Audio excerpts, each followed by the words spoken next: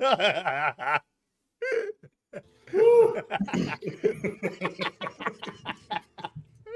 everybody. What's happening? I totally missed the joke. Oh man, it's so bad. It's oh, not it's even so stupid. Oh, fuck. Very good. Oh my god. Hi, everybody. It's Story Dad here. Back at it again for chapter 42. Chapter 42. We're Damn, back. that's this higher evening. than my IQ. It's like triple mine, so we're doing great. But it's fantastic to see you all. Hi, Link. Hi, Bucket. Hi, Sylvie. Hi, Sam. Hi, TJ. Hi, Delaney. What's up, Grouch Couch? Probably Turk. I think Turk controls everything, just an absolute director.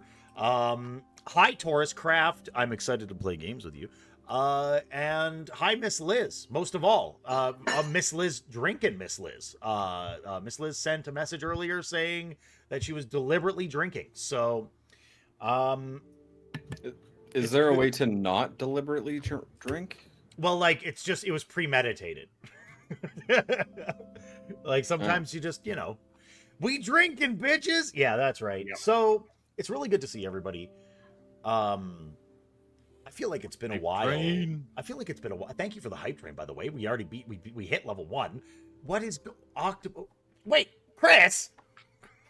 What? Thank you. What? Thank you. Oh my god. That's insane. Paying for the gift they got from you're a treasure. Thank you so much. I appreciate you a whole hell of a lot. And to some of the people that have only been here like super new, like friggin' OG Lava Kitten from the Forge of Lore streams.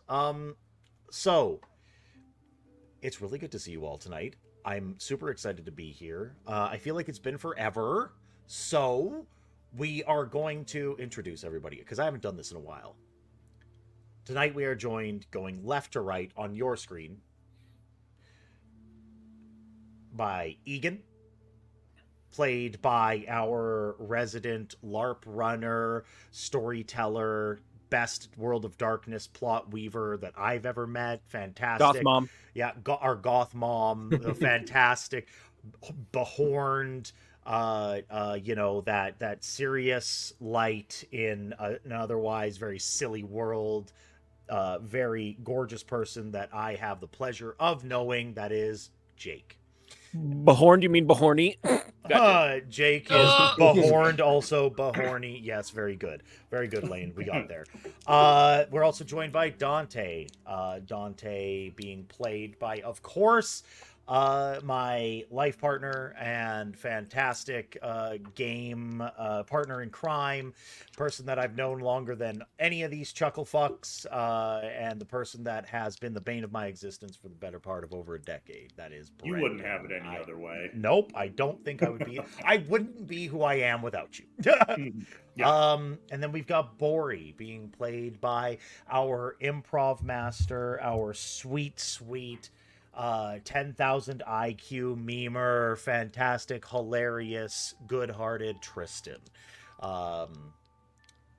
We've got next. Only about 4 of those things were complete lies. Yeah, and also too humble. Also very too humble. We also have Lane, and then we've got Pixie being played by our best little goblin girl, Mr. Brandon. Sweetest little boy, our suffer puppet, and one of my favorite people on the entire planet. Don't ever fucking call me that again. Then quit playing them. I don't know what that means. Yeah, Suffer that puppets. makes it even better. I feel like I'm forgetting something. Oh, right. Lane, famous actor, incredibly handsome individual, trimmed mustache, very kissable face, rosy cheeks, fantastic eyebrows, and one of the best voices in the game, Lane Zazalak, everybody. Wow. Thank you. I'm here too. What's up? I'm Story Dad. I fucking run this shit. I'm here telling y'all stories and making sure that these guys show up on time. So I'm the resident cat wrangler, storyteller, and I'm your dad. I might not be, I might be the stepdad, but you will respect. So Literally What are never. you doing, it's stepdaddy? yeah, exact. Yeah, exact. Don't make it a stepdad thing. Don't make it a stepdad thing. Exact. What are you doing, stepladder? But What are you doing, story dad? Yeah, story dad. What are you doing? Traumatizing your characters, consensually. So, it's Wait, we were supposed to consent? what's we have forms, Brandon. We have forms. We didn't sign one for campaign 1. We were too baby. We were too baby. We didn't understand safety forms or anything like that back then. We were dumb, uneducated. Way back then. Wait, Way back does then. that mean 2023. Yeah, what the Yeah. yeah, 10 months ago. I know, so fucking long ago. Wait, you're telling me that since we didn't do a safety form, I'm allowed to ask anyone in game to spank me whenever I want? Yes. You can directly ask them to flog I you will on the do that, penis. and Yeah. yes, that is a threat. Yeah, exactly. Hey, Lane, you live in town. Yeah. I mean, like, pull up. Fucking, Yeah. you know what I mean? Oh, fuck. Heard, chef. Yes, chef. Anyway, I'm super excited here tonight. Before we get started, I would like to say one thing. Besides the introductions to everybody, because we have a couple of very big fucking dice rolls to resolve from the very last moments of the last chapter, the closing sort of episodes of Act 1. But I just want to say a really big shout out to Link's Tome of Adventure. Absolutely. Link has, in no uncertain terms, been very pivotal in our entire life as a channel, as a troupe. He's really like formed our opinions on like how to help lift somebody up, how to build a community, to the point where he's become not just like a partner on like the business stream side of things, but also just like a dear friend. I'm gonna throw this real quick. If there is anyone here, and I really doubt it because our regulars know and they've been here all the time, if you aren't already in Link's Tome of Adventures Discord and are enjoying the memes, the camaraderie, the safe space, and the incredible stories that are being told by Link, you're missing out. He's been a GM professionally for a very, a pretty decently long time at this point. He's got some of the best people in the fucking in the space playing his games right alongside with him. He has just a good heart and only ever good intentions, and the guy is, yeah, he's just a sweet bean, and he deserves all the love, because if you go and you play in one of his stories, I'm going to tell you, you're going to enjoy yourself, you're going to have a great time, and it'll probably get you completely addicted to the art that is telling stories through a TTRPG medium. Yeah, he's also a cutie patootie with green hair. So Link. Yeah, can I get Link in chat? Can I get a link in chat? Thanks everybody. But yeah, no, that's sort of the preamble for today. I think it's been well, actually, hold on one sec. We might as well get this out of the way right now. We might as well get this out of the way right now as well. I think we should. I think we really should. Hi, everybody. Did you know that our very own Randolph the Grey also streams here on Twitch? He streams every Sunday and perhaps more. He has a stream that he calls Gurch, which is the Gamer Church, Church of Degens. It has become the very best part of my Sunday mornings. I tune in every single time that I can. He's super fucking funny. He plays things like Balatro and other roguelites. He's,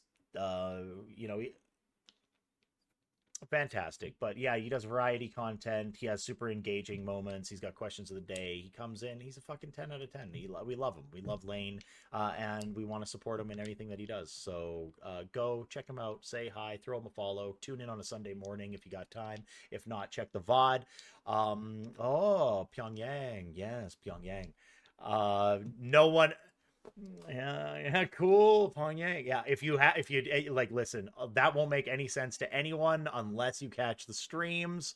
If there's nothing else that I do on Lane's channel, I just really, I'm fucking up. Yeah. If there's nothing else that I can do on the channel there, I just really want Lane's catchphrase and most notable moment to be, yes, Pyongyang. Nice. So it's good for the brand. So anyway, everyone, let's give a little quick aw crap, not again. Yeah, Oh sorry. wait, hold up. Can Bucket? Can you hear me? Bucket, can Do you we have hear me? Can everybody hear? Okay. Oh, okay, yeah. Let's get a little bit of a recap of what exactly happened last time. We're getting the recaps in the chat as we speak, the remind me's. But there was a big confrontation last eve. The adventurers had made their way through this sort of middle space conglomeration that was certain parts of the astral plane being shunted into the depths of Undermountain, in which they now found themselves. The crew had finished off the Beholder and then made their way to this grand dais, atop which there was a pillar of light that was at the precipice to a gigantic astral ocean. This acted as a sort of staging ground and confrontation point between the party and Synthris, this sort of exarch of Moander, this former devoted to the god of change and decay and rebirth.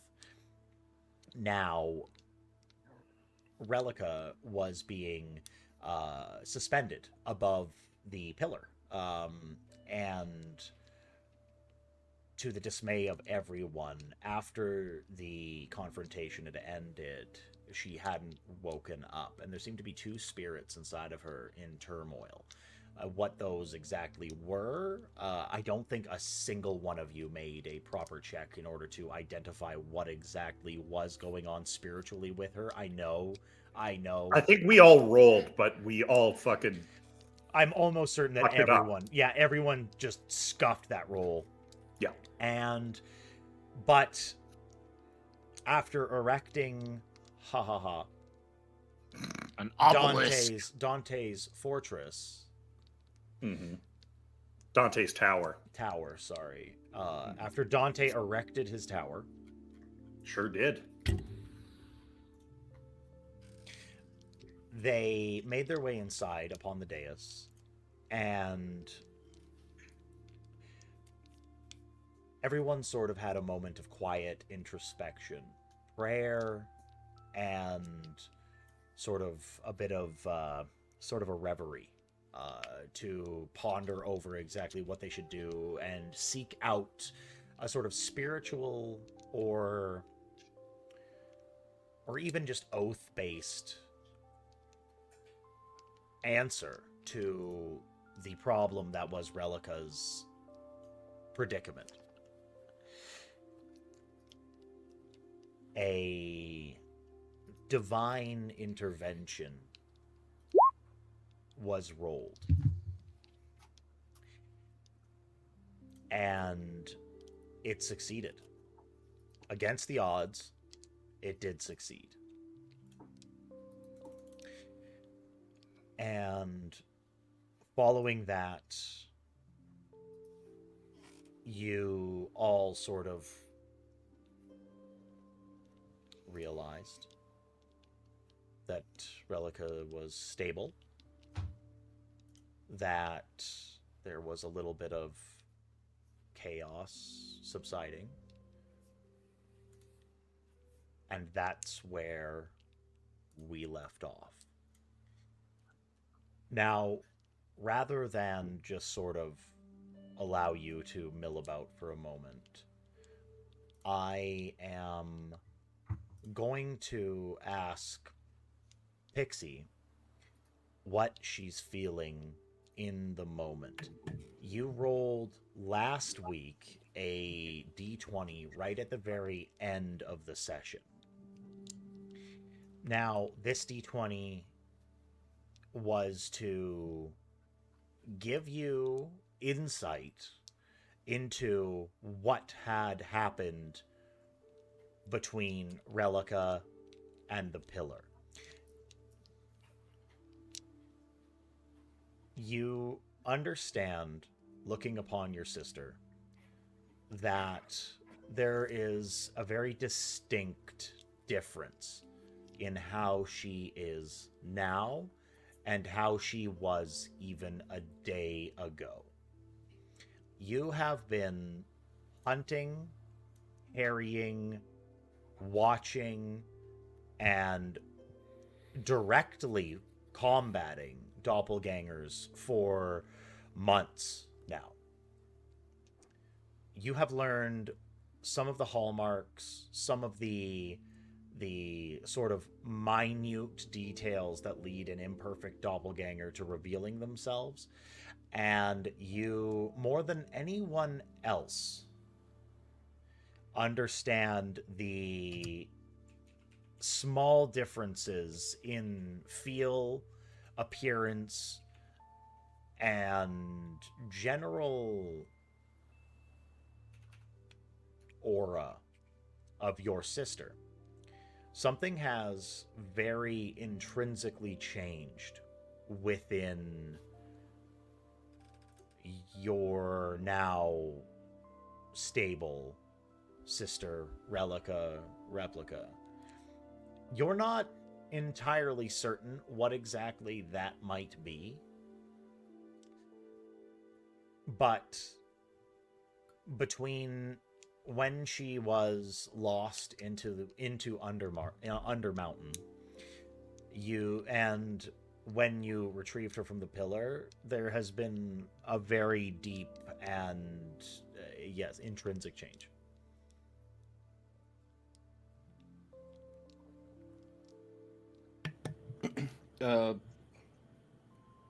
Pixie is likely feeling panicked, trying to stay calm, with the looming thought of I've now lost my sister once again.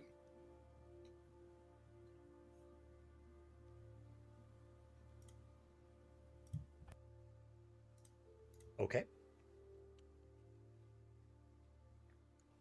What does everyone else do as Relica stabilizes and everyone else sort of can breathe out like a sigh of relief? What do you all do? We'll start with Egan. Egan, what is it that occupies you as you stand atop the observation tower looking out into the astral sea? There's endless pinpoints of light before you, general colored gases of the phlogiston flitting about on arcane winds, and not a hint of danger that you can suspect. You feel a little bit at peace looking into the vast nothing that is the astral sea. We're thankful for the peace because we're feeling a little overwhelmed and out of our element. We're not even sure we fully understand where or how we are here and how we're getting home. And if all the brainy people are stumped by what's happening to Relica, I'm very fearful for whether she's going to be able to come home with us. So I'm kind of throwing myself into staring out into the abyss, lowercase abyss,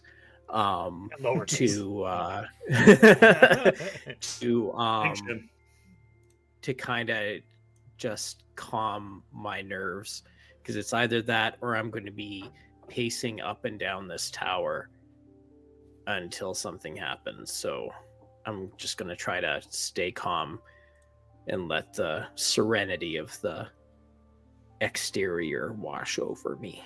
Okay. For the first time in probably a few months since you've come to Waterdeep, you get a very, and I guess you would have gotten hints of it even through the turmoil when you visited Thornhold, but looking out into the astral sea, you definitely feel an emotion that is a little alien to what you would have thought you felt here. You feel kind of at home. Like all of this wildness, chaos, and ever-changing landscape sort of feels a little bit closer to something that you might be able to call familiar. As you're staring, can I please get you to make a survival, please? Yeah. Make sure I'm not on advantage. There we go. An 11. As you stare out,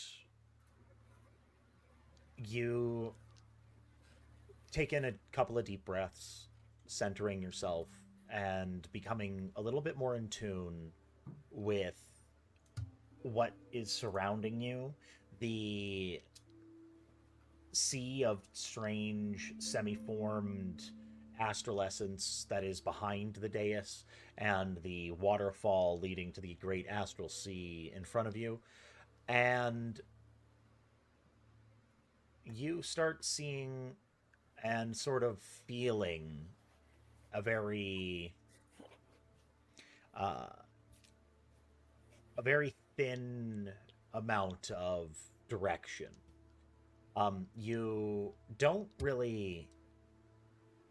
can't really put your finger on what it may be, but you feel a little bit as you center yourself. And as you sort of let yourself become at rest and try to throw yourself into this grand ocean of nothing,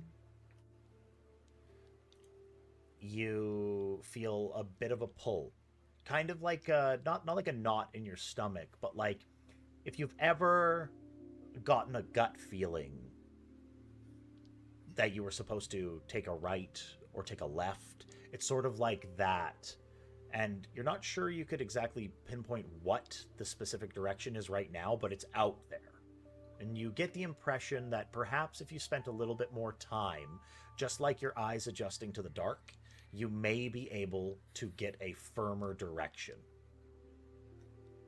Is the feeling I'm getting similar to like homesickness? It's a little bit like homesickness, but it's also a little bit like the exhilaration that comes when you invoke your wild magics. Okay. You sort of feel that arcane, that like wild, chaotic, arcane connection that bursts from you when you let everything else go and just go cold.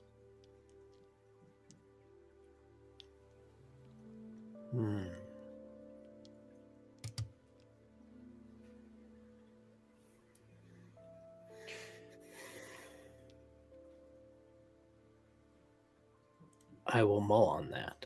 Absolutely. No, for sure. Dante, what are you doing within your grand tower? I'm in the observatory, so Yes. in the top layer, but not on the roof. And I'm kind of sitting cross-legged at the window, holding my bejeweled skull arcane focus in my hands crossed like this in my lap, and looking out at the sky. There's no moon here, but that's what Dante's looking for.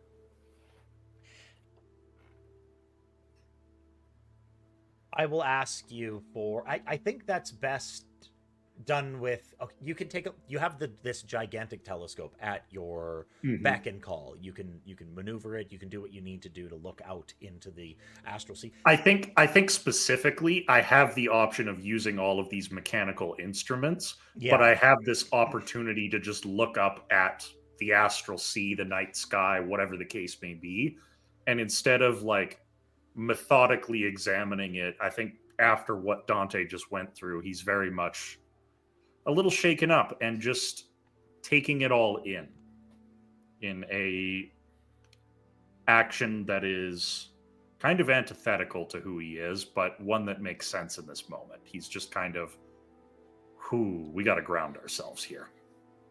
Okay. If you could I please get a... I think it would be best if it was an investigation. Okay. No, let's go insight. I think insight is a bit more... Yeah. A 6. Mm-hmm. You search for... Got +3. Yeah, for sure. It's not a bad roll. Well, it's a bad roll, but it's not a bad bad number. But like, you search for answers in an endless sky.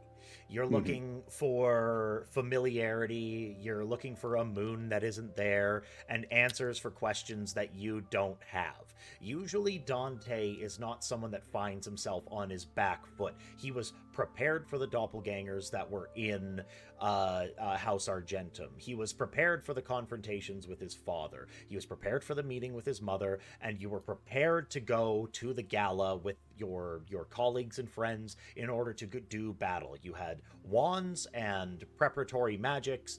You've lost some of your magics. You have been on the very verge of finality death, and you have gone up against some of the most harrowing foes that you have ever thought that you could meet. You understood creatures that were in Waterdeep. You more than anyone else in this entire household are more than aware of the monsters that are just underneath the surface of Waterdavian society. But there is something altogether fully alien about what you faced here tonight. Doppelgangers turning into beholders, Synthras being a creature of divinity that you don't fully understand, casting spells that you recognize but only in tomes, never casted towards you or your friends. And as you're looking up at the sky, there is one thing that you sort of glean as far as insight goes within yourself, and it is that no matter how well you prepare yourselves, it was not the magic items that got you through this evening. It wasn't the grand machinations and plans and the plucking of strings and the very incredible foresight that you've had in the past. No, it was friends. It was found family. It was an incredible amount of faith, luck, and divine intervention. There was a lot at play tonight that had fuck all to do with what you thought was going to happen. I think in this moment, then, if that's the one thing that really surfaces, an old elven adage comes to mind, and that is, if you want to go fast, go alone, but if you want to go far, go together. And that's what Dante sits with. Fair. Good. Bori, what do you busy yourself with? I believe that your plan was to prepare a meal for everyone. That there was going to be like a sort of, if not celebratory, more of like a restive feast that was prepared by you.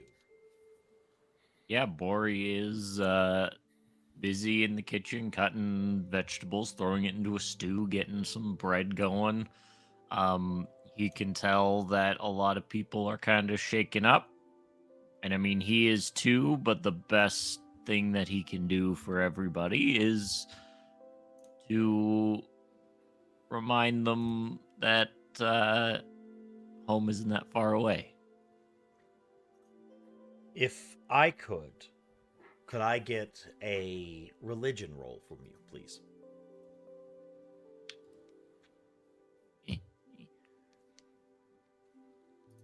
No. A nat 20.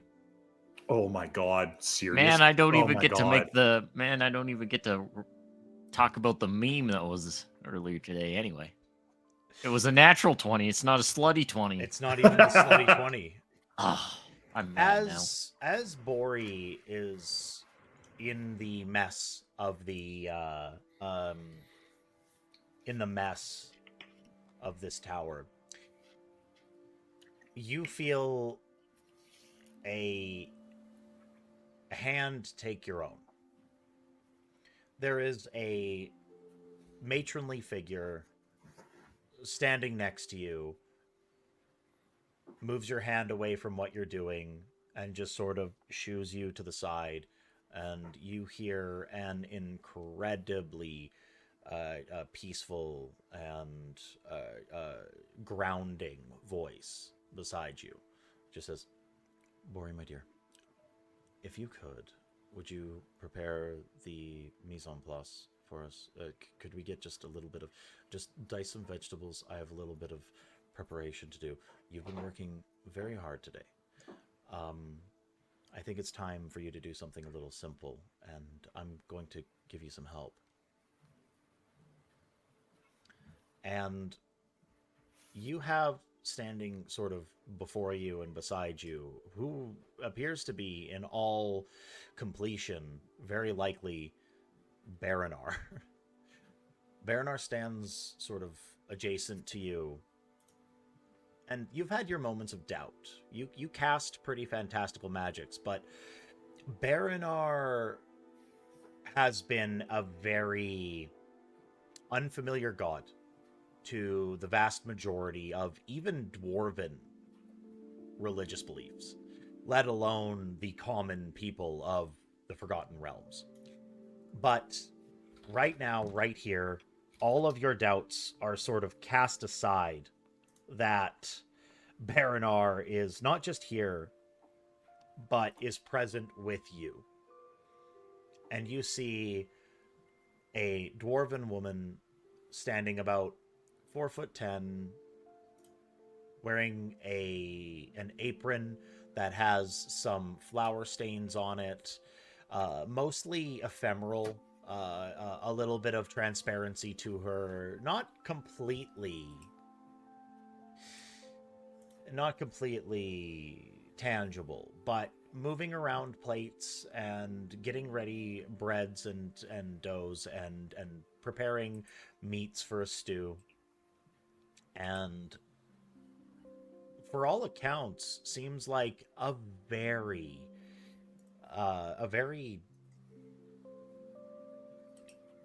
pedestrian-looking dwarven woman. Braided hair coming down to her waist, a very simple symbol of Baranar in a diadem etched in leather on her forehead. And you and her cook together for a short period of time, and it stays silent for a little while before she looks over to you as you go about your task, and she says, I'm sure you have questions. Do you have anything that you'd like to ask me?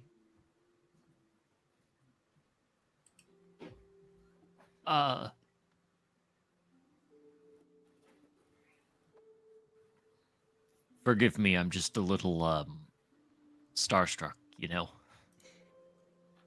I haven't had anyone as devout or anyone that's really lived up to what I believe in for some time. Or you came into this family such a short time ago, and you brought them out of the dark. You've given them a home, no matter where they are. It's a beautiful thing to see, and I can't lie. If I have to say, I'm very proud of what you've done here today. You're a very special person. And I know that's not quite what I should be saying, but, you know, we're all special in our own ways. I know that everyone has their place and there's a purpose for everything, but there are those that live in a home, and then there are those that make one. And I feel like with you, that a little bit of what I am goes with you everywhere. So I'm sure you have a couple of questions. And if you don't, that's also fine. We can just cook together. I can give you a hand. We can make a meal for your friends. And then I can leave you.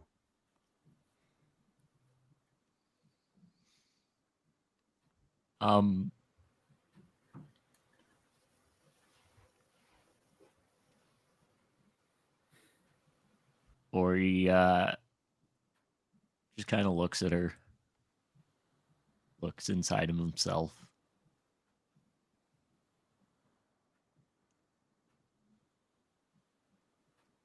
He looks at his forearm. It's sleeved, but he knows what's under the sleeve.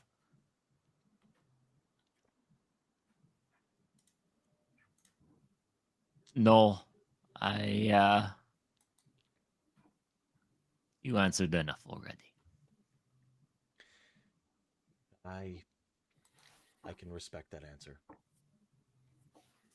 All right. Well, pass me the white pepper, please. Yep. And he kind of snaps out of his moment of nostalgia, and he's got work to do. Absolutely. And then you two cook together for a time.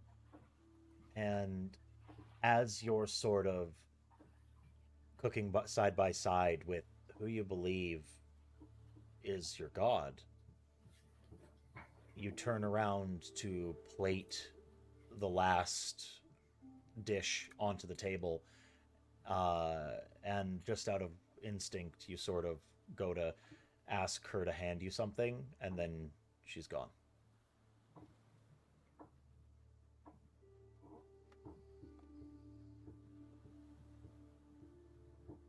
They're never gonna believe that. Darn. And Bori will go get whatever he was going to ask to be handed to him himself. For sure. Torek, you're sitting holding Relica still. That was the last thing that you were doing. And as you do, you feel the small tremors, the unease, and the sweat upon Relica's brow subside. Her temperature stabilizes. The look on her face goes from anguish and slack to one that is completely spent. Just a sleep that is very torporous, incredibly just a non-dreaming, fully restful, exhaustive sleep. And as she lays there, what do you do?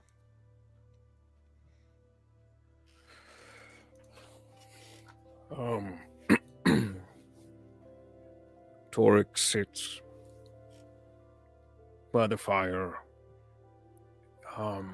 and really contemplates. He doesn't do a lot of like big thinking, but you know, if you've ever seen a wizard get lost in thought, that's the way Torek looks right now. Not even feeling, but like truly thinking hard. And that lasts probably until dinner's ready. And then when everyone gathers for dinner, he just kind of motions. Egan, would you hold Relica for me for a second? Yes, of course. Thank you.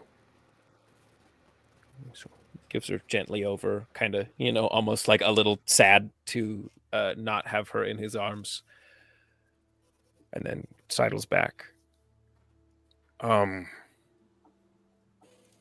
So you all know I've gone through some changes recently, in a few ways. Sure, that's not a surprise. But I realized I didn't ever take my new oath. And he kind of looks between everybody. And I was wondering if you would all witness it. And hold me to it.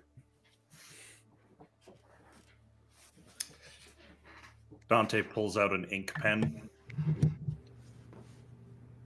like he's going to write it down. Pixie's gonna walk up and just reach for his hand and whatever you need, big guy.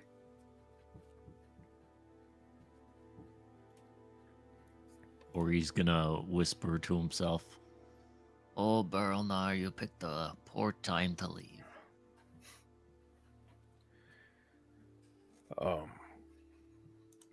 Torek looks like slightly meekly, like almost nervous. I don't know if anyone's ever seen Torek truly nervous before, but shoots like a little nervous look at Egan.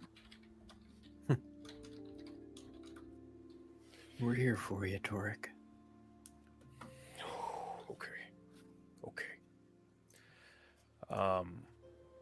And he takes off his hammer and places it head down in front of him, and takes a knee,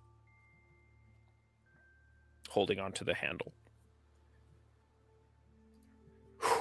Okay, Dante, you could start writing now.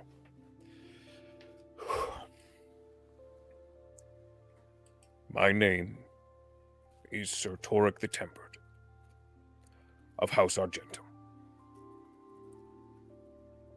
And I believe I have finally earned that title. For I have been tempered. I have been changed. And I have been made anew. And as such, I vow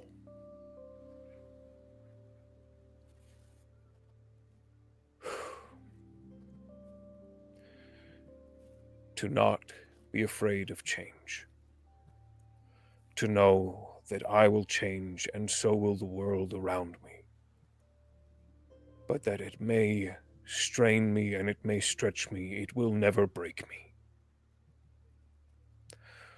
I vow that in the face of adversity and fear and death, I will do my best to change the world around me, to make it better, to let it grow, and possibly to let it die. I vow to love those around me as I love my family, and to make the world a place where they can choose to change.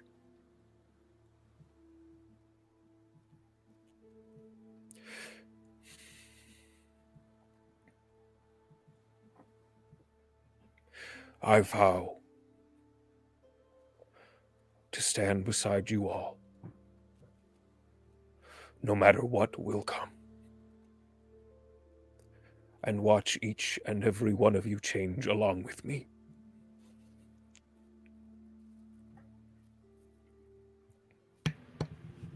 Thank you.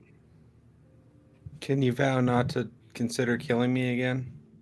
No, that's not part of it. Don't worry, Pixie. I got it written down here for later. Okay, no killing Pixie. Addendum. Wait, Torek, as you finish speaking, you notice that Dante's writing in the book.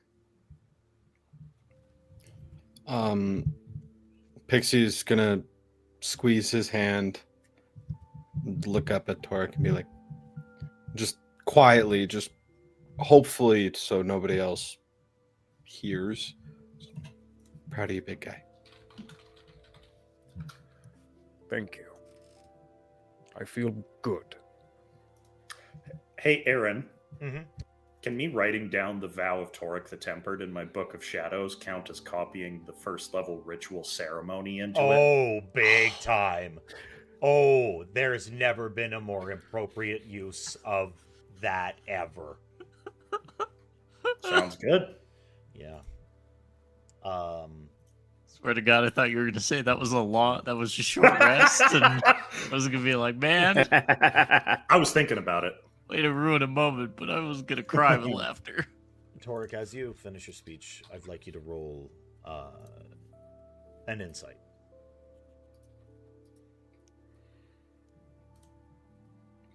I. Slutty 20. Slutty 20.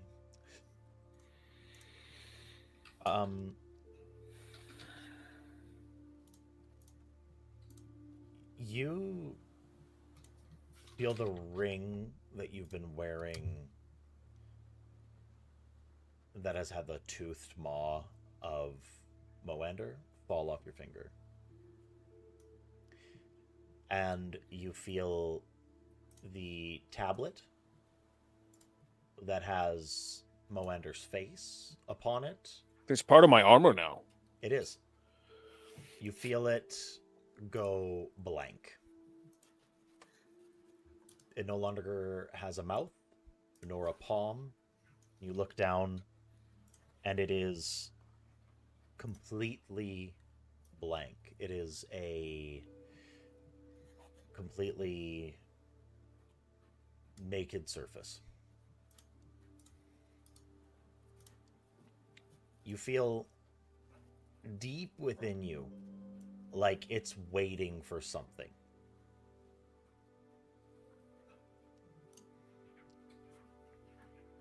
Do I feel what? Like it's waiting for something. Okay. Well, I mean, then I stand and I pick up my hammer.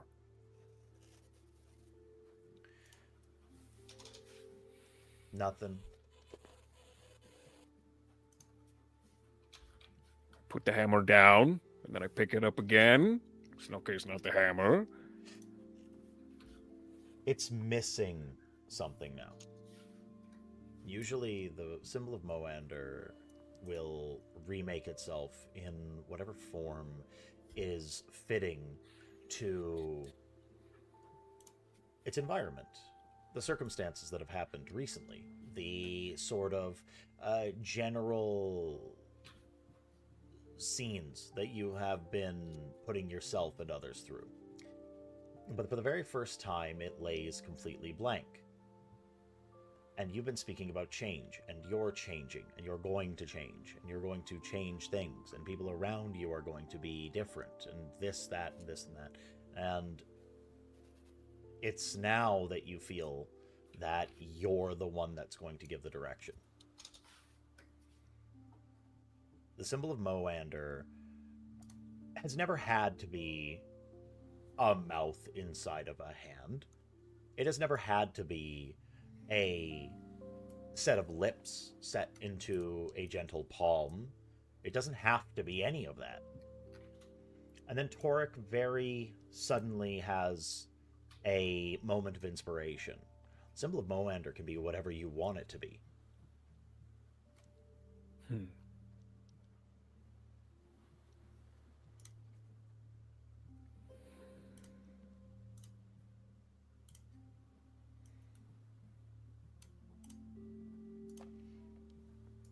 Another very long contemplative silence as both Lane and Torek think on this. As you take your time thinking about it, it doesn't go anywhere. Nothing stops. It isn't anything that needs to be done. It feels like it might need a craftsman's hand. Pixie, you witness your friends take oaths, prepare food,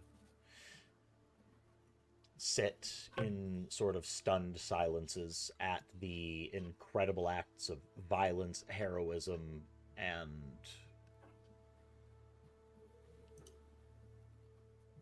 peaceful moments of sort of introspection. And what is it that you do? You look upon your sister laying completely torpid asleep. You're looking upon the food and the preparations that were done by Bori. Egan sort of seeming a little bit at peace, looking out into the sea. Dante writing down Torek's oath, Torek taking his new oath and putting it finally into words of his own instead of some, predetermined oath of vengeance. These oaths of redemption or devotion to things that are already predetermined. And what do you do? How do you feel?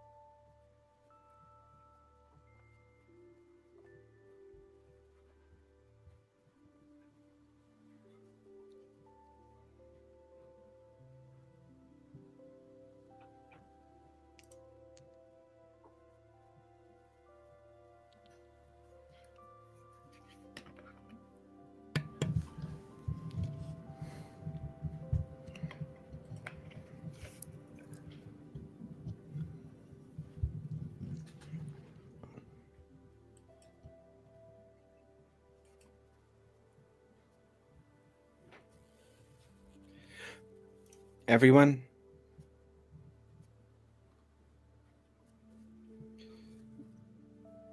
this situation has made me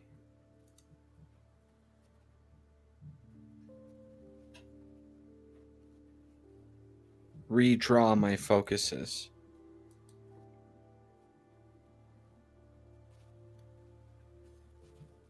First off, I'm happy that you're all here.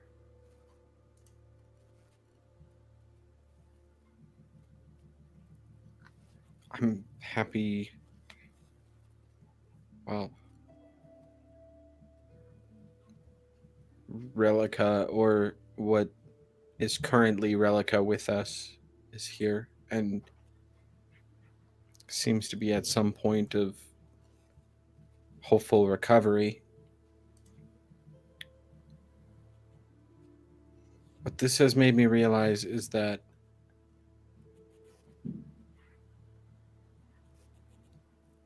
she is not my sister.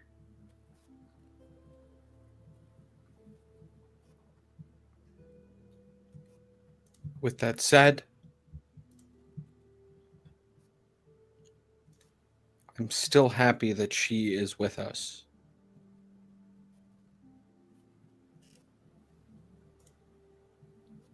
But I still need to bring my sister home.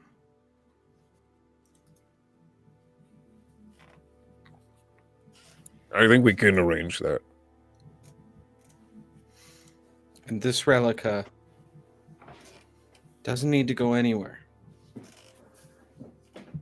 She can still be a part of our family.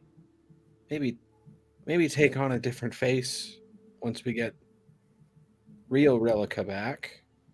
I don't know. I'm pretty partial to this one, Pixie. Don't. That's Toric. That's weird. How about we focus on getting out of this weird demi-plane first? Oh, We can't leave yet. I need to talk about this. We can't leave anyways right now. I think you searching for your sister is good. I think we have a more pressing concern right now, which is how do we get home? I think We can't go home yet. I think what we should What's going on, Egan? recognize. I think that what we should recognize is we fought a beholder. We fought a beholder, but it wasn't a beholder. It wasn't nearly as powerful as a real beholder because it was a doppelganger. And Relica, this Relica, is powerful. But if she's this powerful, imagine how powerful my real sister would be. We need her in this, and I need her home. I don't like the sound of rolling dice while I'm talking. I just dropped dice. That was an error, oopsie. Oh, okay. I wasn't rolling anything. Clank, clank, clank. Yeah, I'm fidgeting. I'm sorry. Egan, why can't we go home? There's more purpose for us here yet before we can go back. There's something out there, a destiny that we have to confront. Well, here's the thing. What we're going to do is we're going to make sure that this Relica is okay and ready to get back on her feet. Because even though she's one of us now. And she's going to stay one of us regardless. We're going to take care of whatever we need to down here. And then we are going to go home. We are going back to Waterdeep. And we are going to find my sister. We are going to bring her home. And her power is going to help us wipe out this fucking problem. Who's with me? Works for me. I thought we had already agreed to all that. Was I just making an assumption? Egan, sometimes you just gotta let people monologue and get their feelings out, yeah?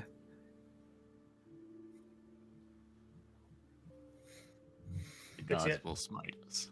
Pixie, as you're speaking, you hear a very quiet sort of murmuring coming from behind you. It seems like your sister is stirring.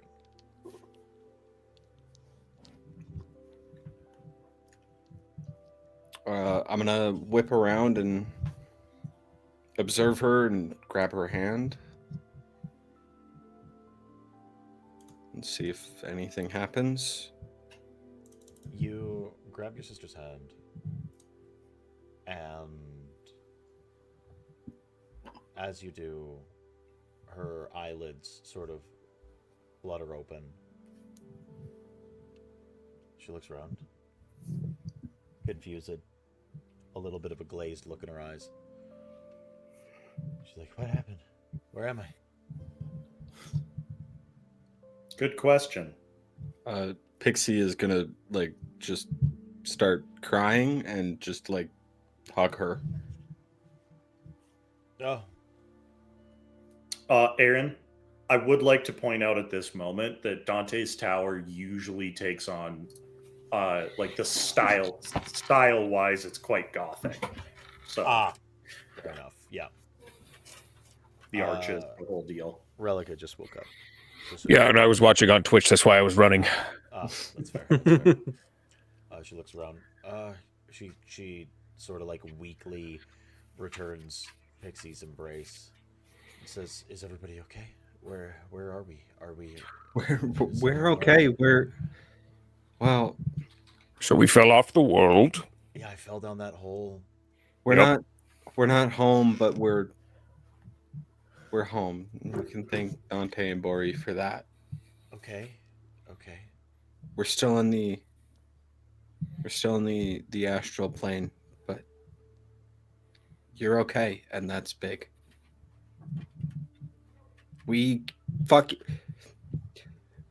Dude, we killed a god. Whoa, no, we didn't. I don't think that's what happened, but I wasn't there. Well, we kind of. So... I mean, I stabbed him in the face a lot. Yeah, but I don't think that he wasn't a god. That was just a guy, like a really, really, really powerful guy. But ironically, Torik's right.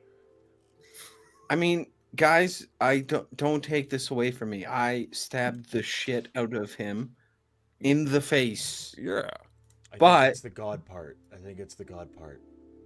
Synthris wasn't a god.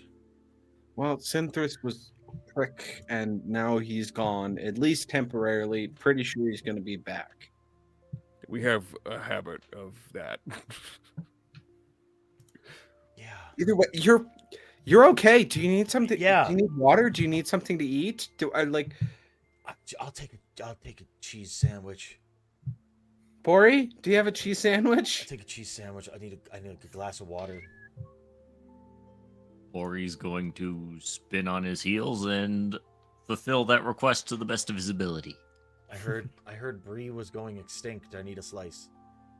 Oh my god, yeah, that's a thing. That's a thing. I need it. I need a slice. I need a slice of Brie and a wedge of apple and a Wawa. I need a Wawa. I'm okay. I'm okay. Um, and Relica Where looks. did you go? I fell down the same hole as you. I don't Yeah, know. but like, was it just black after that? Where did you go? Like, you spoke was to me, in- you talked to me. You gave me some power. It's how we were able to take down Synthris. I finished him off, I and it don't was know. from you. And where were you? I don't know. I was falling through the fog. And then nothing, and then now you're here? And then no, and then there's sort of like it was. I could tell Synthris was near, and I then mean, the how isn't really all that important, is it? I guess not. Where's Gavin? Well, I we have don't- no idea. We don't know. And I'm very worried, and I'm trying not to think about it. Oh, and Brunyandar. He's down here too somewhere. Oh, he probably I don't teleported care away. about Brunt. I mean, No, we do a little Gavin. bit. No. Yeah. Did Brunyandar and Gavin if Brunyandar can plane shift, he probably got him and Gavin out of here. Or Gavin I know, conned him into taking him back so Gavin could get us help. or they're just That's fine. faster than us. Gavin And- wouldn't leave me here. Oh, honey. Gavin would leave you here if the better option was to go get help. Help from who? Who's gonna help us down here? The rest of House Margaster. Brunyandar's one of the few people in this city that would Well, that better be the story. Otherwise, he's getting a fucking sleeping in the goddamn barn for the next week.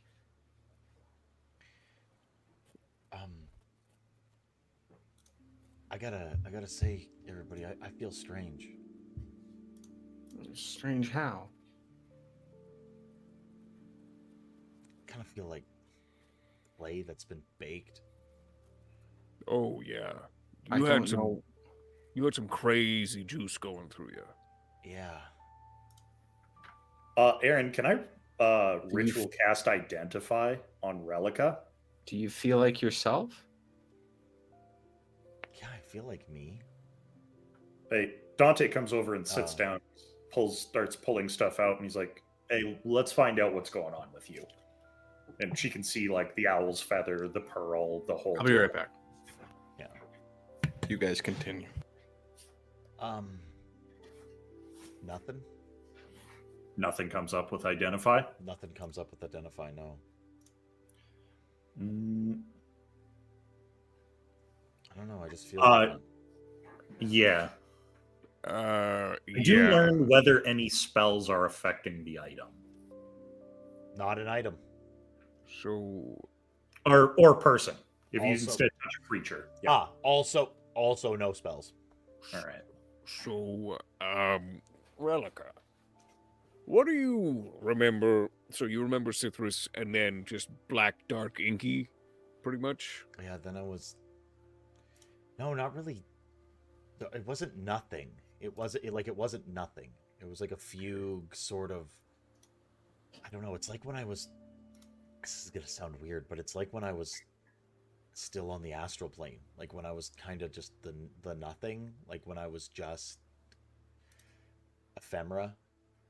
What? Like when I was still in like the far realms and I hadn't been born yet. I'm sorry, you remember pre-birth? Yeah, yeah, You said you felt like clay that's been baked.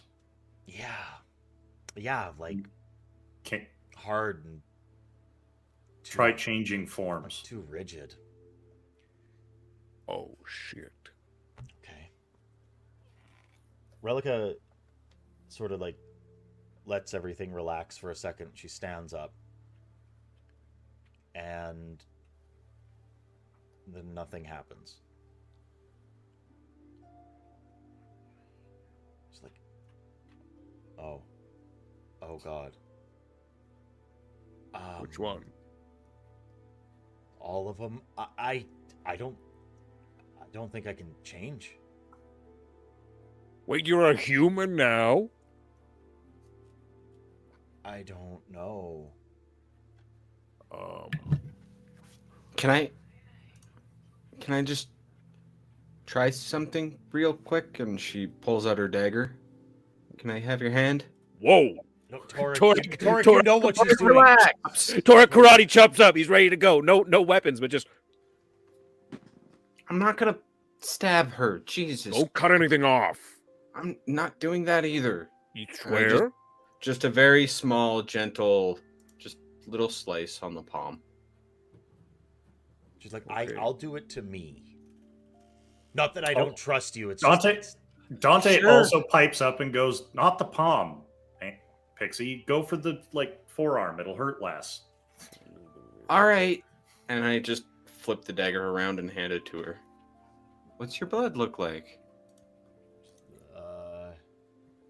like nicks herself, runs red. Did it always run red? I can't. No, not for me. Lay on hands 1 point. Thank Jesus you. Christ, Tark. It's a nick. Okay, she's been through a lot, Pixie. We don't need to be cutting her up. The parchment at the castle would hurt you more than what just happened. Settle down. Listen, I'm okay. Like I'm fine. First of all, I'll take responsibility for myself. It's fine. I that did suck. So it's okay. I don't think I can change. That's unfortunate. Are you sad about it? No, I haven't in months. Okay. And wait, what? You haven't been able to change in months? No, I just haven't. I've had to be Relica. Who? There were two souls fighting within you. Who Okay. was the other soul? Oh, I don't know.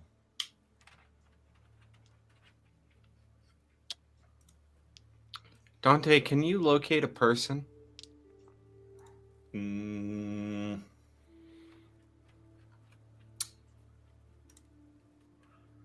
I don't think so. It depends what you're asking me. If you're asking if I can locate a specific person, then no. Fucking use are you? Wait, what can we go into your soul meat? I mean, we should probably have a couple more dates first, but No, you weirdo. I mean, can we go into your soul? Is there a way? Bori, you seem like the There type is- who would know if that's how that works. Hold on, Actually, hold on. Before we I'd go like to on make this an- route, Relica, yeah.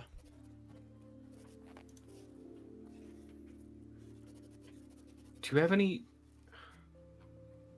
This is going to sound weird. Do you have any split memories? Do you remember being a doppelganger? Bonus content. Yeah, like I was a doppelganger first before I was given to. It was all very. They're not split. I have a very defined like. No, I mean, do you have memories taking place at the same time? I'm concerned that the other soul might have been Relica. And her Oh. soul may have been searching for her own body and come across yours. Oh, I don't know about that. I don't have anything inside. If there was, I was not. I don't. If it's all in my head, then it might be something that we can look into. But I don't remember anything. Wait, we Can I all roll an said. insight? Wait, Really? this is really important. Before you roll any metaphysical dice, we just said two souls, right? Mm-hmm. One and whatever is replica is relica. Fact, soul. she has a She soul. has a soul. The doppelgangers do have souls. Well, that complicates things. well, I'll be damned. I don't know if they all do, but I do. Hey, if you do, at least one more probably does, and that means we Wait. can't just go around whacking them off, I'm sorry? killing them. Oh. Well, we've Relica, killed other Relica, people you that we think- know have souls. Aaron, Well, yeah, but Agnes had a soul. yeah, but she like, sucked. Yeah. No, she was sucky, Aaron. but like if that's the Relica, do you basis. think that Aaron, is it Uh-huh. reasonable in this moment for Dante to know a little bit about how divinity works, in particular that faith powers it? Like, does he understand about the cosmos that, like, for a divinity to exist, there must be believers in it? Brendan knows that. Okay, I'll make a religion check. Yep. Relica, do you think Oh, that I don't got a fucking clue. God damn. Unfortunately not. do you think that maybe what you were fighting with was what created you? I wish I knew. I'm getting a lot of questions. If they're I don't- if I they don't were know. trying to turn or sacrifice you to bring back Moander. Holy shit, are you Moander? No. That's not the question I Oh, have. Okay, sorry. Does something who's going to become a god need a soul in the first place? What? I don't know. I don't Are think she's- divinities can gods be formed out of nothing, or does there have to be something there first? That's why I'm asking the question. I don't think that she's a god. I think No, I know. But if Synthris, because we know he was trying to bring Moander back, right? Dante, I think what's going on here is that I feel like this is a bit kitsch, but her being part of this family and developing parasocial relationships and a personality and all of this helped create a soul for her, and maybe the person that created her didn't want that because that prevents them from doing what they want. Well, no, I'm asking the question what if they gave her one on purpose, knowing that this event was going to happen, and Or- the person in question needed to have a soul in order to ascend to divinity? Or maybe doppelgangers just have souls. That's, yeah. Like, there's a real big metaphysical question there. All right. We, well, old question mark. okay. Hey, and I we're look getting down. we're getting real heavy, guys. I haven't. Yeah, I, look I- down there's at Relica. nothing we can You're do going about to this bed. right now. We know fucking nothing. I think our goal is to figure out what we need to do down here and get the hell out. Well, also, we need to eat this supper and then go the fuck to sleep. Where's my cheese sandwich? Right here. Oh, thank Bori you. comes in with the Thank you, cheese Bori. sandwich. Or's been sitting there holding it the whole time while this whole metaphysical thing is going on, and he Okay. probably has the answers, but he's not going to say anything. Oh, actually, Dante? Bori, Dante? real quick, can I get a religion check from you? Can I also roll I don't know what like a history check? Did either Relica ever like cheese sandwiches? Oh I don't my care. god. I don't care enough. Yeah, what was do you busy want me to making roll a for cheese that? sandwich. No, you distinctly remember Relica, both Relica and Replica, super down with cheese sandwiches. Okay. Yeah, this is a Relica special. She's like she loves cheese sandwiches. A real sharp old cheddar on toasted bread, little smear of garlic butter, maybe like a compound butter if she's feeling fancy, like some sort of like apricot preserve to go with it, sort of thing, and then usually like dunked in a soup. Like that's her go-to. But she's like just Hey Bori, do you think you could make that except with like a bloody red steak in the middle? You guys are testing the metaphysical limits of this spell here with no, they're foods. not. I'm God, and Alright. the tower has cool, tasty food.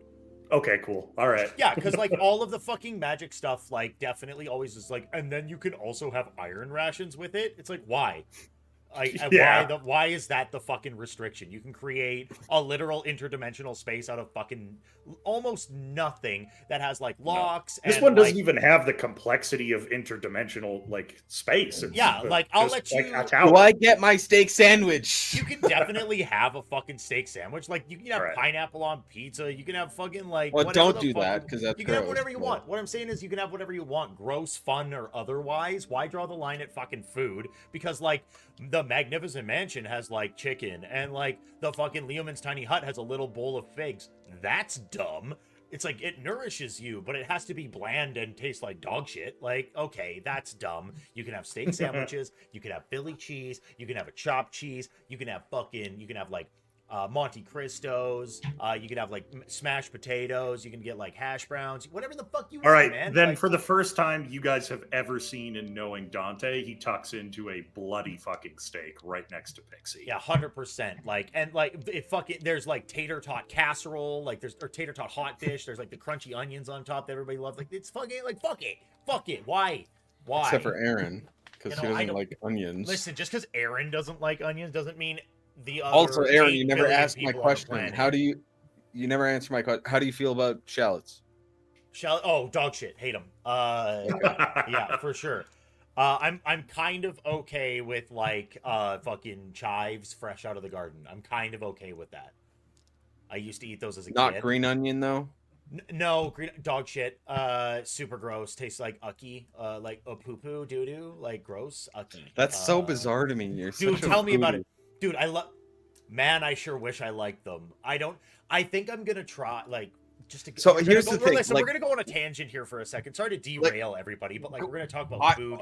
Before Okay, you go on this You know tangent, what? can I On ask your a tangent, Okay, I'm I gonna get a gotta go. snack. Yeah, get a snack, Yeah. go pee. Fucking sorry, guys. I know we're. What I'm saying. What I'm like a saying quick is like. question before you go on this tangent. Yeah. How do you feel about like onions being like a base for like Ucky. broth Ucky or poo-poo. soup? Ucky doo doo. Like poopy doo doo. So like I it's can't gross. even make like a fresh like chicken stock if there's onions in it. You'll taste it and be like, ew. No, that's not true. Like a good stock that's been strained, I'm in. But like otherwise, ucky poo poo. I think I'm gonna try to integrate it into my diet somehow. I'm gonna fucking try to do it because like, God, man, everything fucking has it in it, and to like not fucking be able to just eat something because it's like, oh, I know that there's onions in this, and it just grosses me out. It's like, fuck, that sucks. And Yeah, but I for want to sure, eat that's it. fair. But I fucking want to eat them. Why? Why, Miss Liz? Why do I want that? Because it's in fucking everything, and if I can make myself tolerate it, And it makes or like, really deep, rich flavor. yeah, but like, ucky, like, oh, it's just gross. Well, here's the Like, thing, tastes though. It's raw like poo-poo. when I eat something that's been like roasted and like strongly like roasted and then boiled or something like that. That is like the base. Like onions are a very important base to that. I don't taste onion. I taste depth and I rich and do. deepness. I do, but like, Okay, well then the onions haven't been fucking cooked long enough. No, okay. So here's the thing. And I've had people say this. Like, what if this? What if that? It's like, can you cook without them? Would it be fine? Are there dishes that you would enjoy without them? Yes, totally. Because like, in my defense, like, well, I really like adding it to my dishes. Like, okay, cool. And I said this to Brendan many years ago, and he knows exactly where the fuck I'm going with this. I could absolutely. I said, make what a if somebody stock. cut up? I Sure. vividly recall asking Aaron this question. Yeah. What if somebody chopped it up real fine, just a little bit of it, and and put I it didn't in know. there? You And I wouldn't didn't even know. notice. Yeah. And then my rebuttal to that was, what if I just took the ever so smallest dollop of my own shit and I put it in a big pot of chili and you just never noticed? Oh, you'd never know because I added it and it's my ingredient, but you'd never know. Like, you would never know. It's like, oh, okay, so you probably could have done that without it because everyone else thinks it's gross, right? Same fucking thing. Same Yeah, goddamn no, thing. like I totally get that. I could absolutely just make a chicken stock by roasting everything with Everything without else. the onion. I'm aware. I do it And- all the time.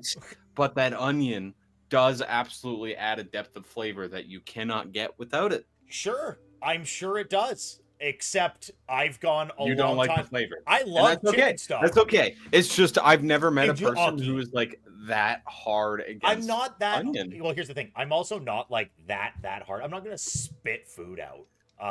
Fucking yeah. Note to self: don't eat story dad chili. Yeah, that's right. Jim, if you're eating my chili, I promise I won't put doo doo in it.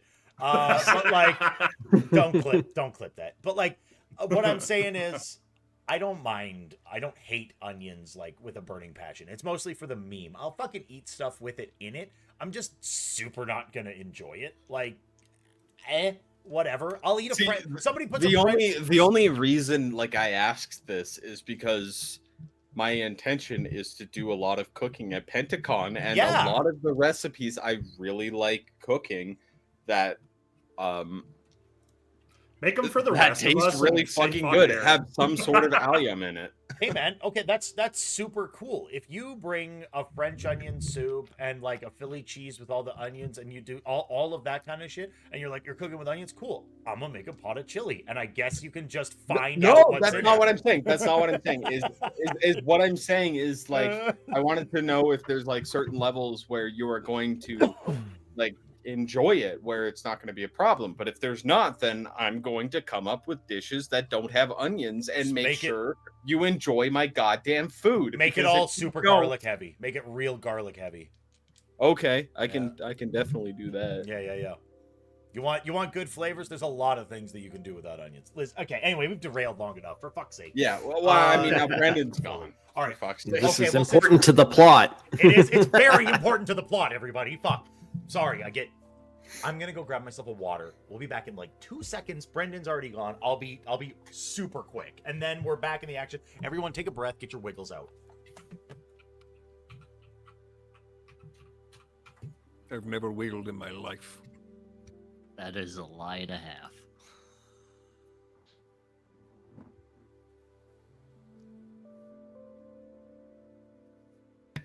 Hey, Lane, you want to do a Link's Tome of Adventure ad?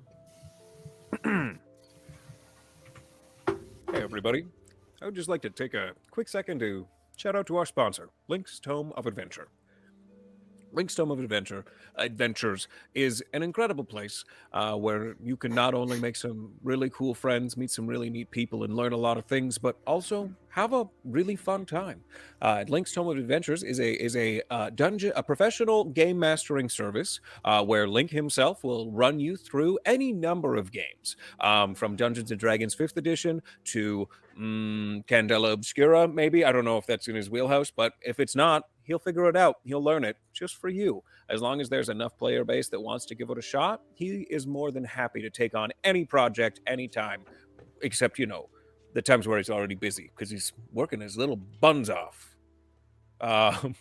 Link's Tome of Adventures is a great community where people of all kinds are welcome, appreciated, and made to feel at home, which is something I think Bori would really appreciate.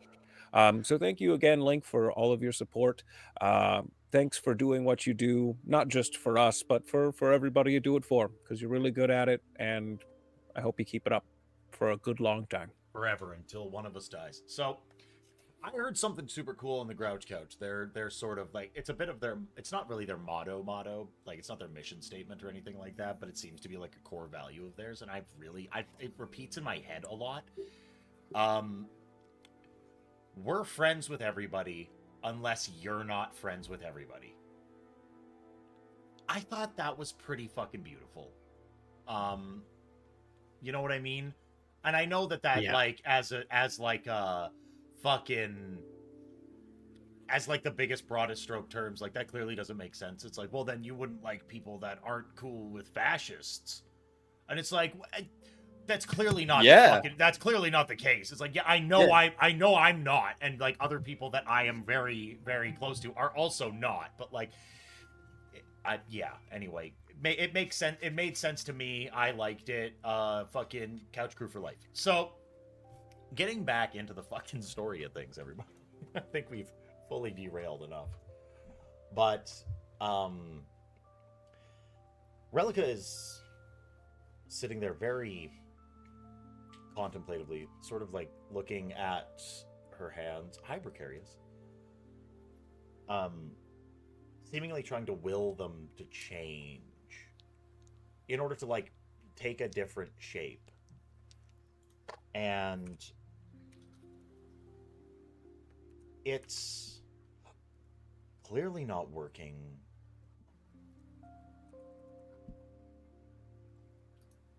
She's not panicking. She's not making a fuss. But as she finishes her sandwich, it's become pretty obvious that nothing's happening and she can't change anything. What was that roll for? Do I know what the polymorph spell is with a 15 Arcana? Yeah, you might not know like distinctly the name for it, but you definitely know specifically that there are absolutely spells. Tales of witches turning men into toads. Yeah, men turning into toads, people doing all sorts of witchcraft or high magicka in order to change shape for better or worse. Yeah, Torek definitely picking up on Relica's concern. He's just gonna lean in and be like, "Hey, you can do magic, and sometimes magic can make people change. So you can probably still learn to change in a different way, even if you can't change the normal way. Hope that helps." Work. I don't think I want to change. Oh. Okay, well then you don't have to learn that spell. That's even better. It was always, you know how, like when you get ready to stand up, like you're tensing all of your muscles. Like you go to like lift yourself, you're like getting ready to stand. I felt like I was always right between sitting and standing. Like I couldn't sit, like my muscles were always tensed. Like I could always. Like you were always crouching? That sounds horrible. Like I couldn't relax. Like I was always having to, like I wanted to change shape. Like I had this itch in the back of my head that I needed to be something else. And now that I can't, I don't know if I ever wanted to. Like peeing.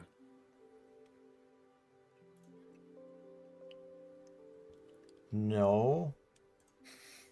Like, yeah, a little kinda. Well, like I never like you never want to pee, you just sometimes feel like you gotta. And then you do. Yeah, but like have you ever had like a really good piss? Like that though? Like do you know like I mean, yeah, but when you change, if you ever changed in the past months, maybe it would have felt like taking a good old piss. I guess I'll never know. I don't have to piss now. That's great. Yeah, like I'll never have to piss again. Well, that's not true. Well, metaphysically, you'll never have to piss again. Metaphysically, taking notes furiously. I'm out of piss. In an arcane and very metaphysical sense, you girl out of piss. That's great. You've had your metaphysical bladder removed. Yeah. Oh, not this again! And Boris stands up and walks outside. No, I think I feel okay. I'm gonna go lay down for a bit. Would you like company? Not in a weird way. I just mean you want me to like sit there. That would be nice. Okay. Yeah. Bori, I'll take 1 steel cut oats to go. Or whatever else you prepared so lovingly. It doesn't need to be steel cut oats. Change is good. Get him a cheese sandwich. Get him a cheese sandwich. Ooh, cheese. You could use the calories. But it's just a high fat content food. Like, It's a lot of I know protein there in are it. good fats and bad fats. I get it. It's just I don't know. You're shredded, like that's nice. I like that's okay, but Yeah. I don't care. Okay, I'll take a cheese. Like just you can hit your macros and also enjoy yourself. Oh. Have you seen the best power lifters and strongest men in all of the realms? They don't look like you. What do they look like? They look like ugly. Oh, yeah. You know what I mean? Okay, I'll take a cheese then. Maybe just a little cheese. Like, don't get me wrong. And she kind of like places a palm on your like 12 pack.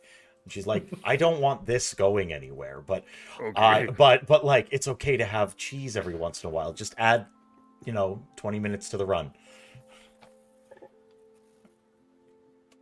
All right. And as you go to sit down, she also says, and you have a really flat ass. And then she like lays back on the bed. Like,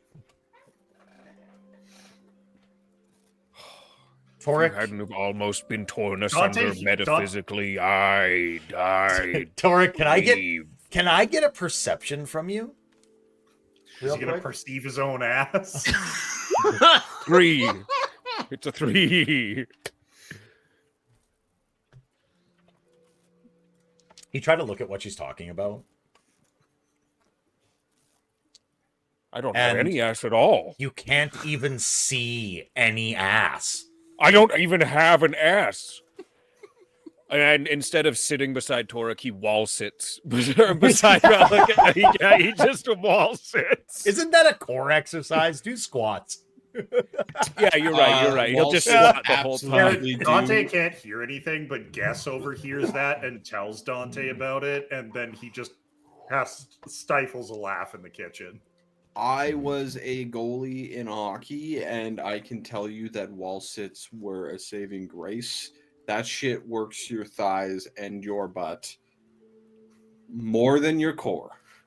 But what about squats? That's probably going to work your ass a lot more than anything else, but wall sits do I'll all of the fucking work lower your area. ass. Sorry, fuck. Hey, Fungus. So, regardless, it's sort of a bit of time for quiet contemplation. Everyone has sort of breathed a sigh of relief. You all feel a little bit more at ease, but I think everyone winds down, and we can definitely consider everyone spends quite a few hours. Bori gets in the kitchen, does a bit of cleaning, and has a nap. Egan, Dante takes over the cleaning because he doesn't have to sleep, and he sends everyone else to bed. oh, that's very sweet. Actually, you find Oh, Bori you like tuck us in, too. he's like half Wow, asleep yeah. washing dishes, like half of his beard sitting in the basin of water. Yeah, I literally you feel Dante's hand on the back of your on the top of your head, and it's actually really strong now. So he kind of just lifts Bori up with one hand until his beard comes out of the water. oh then no, he just- again. He just Not prestidigitations. again. He prestidigitations the beard and says, "All right, go to bed," and then just casts prestidigitation, and the kitchen cleans itself up. Aaron, Pixie is Mhm. going to go on to the whole space area at the top of the tower Sure. and lay up and look at the stars and talk to Bucktrell. Bucket. Just in her head. Mm-hmm. What do you say?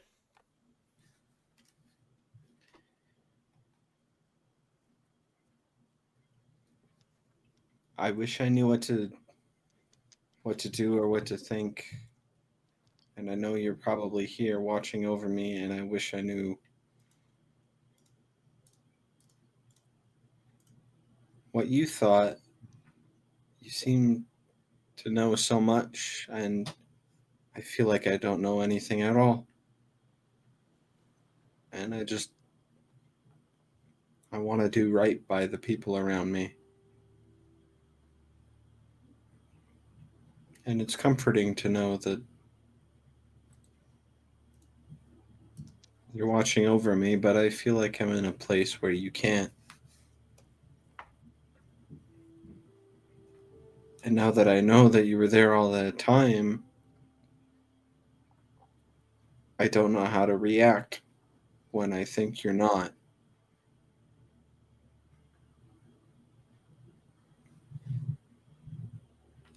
Okay.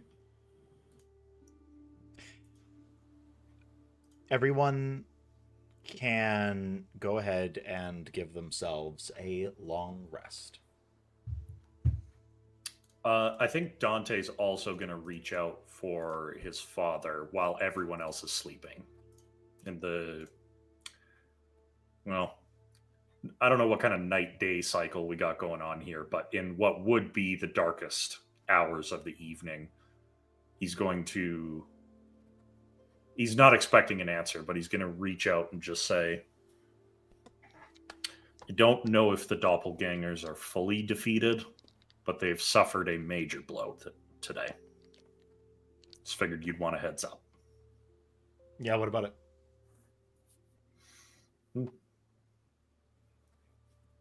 I wasn't expecting you to answer, if I'm being completely honest. You just fought an exarch of a dead god. You think I haven't been watching you? I was going to save that bit for when I got back, but...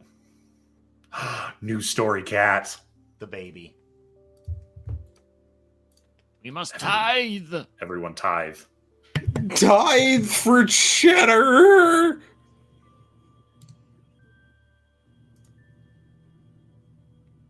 Oh my god.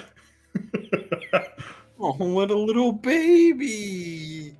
He's like Zagreus, just a big old cuddly bun.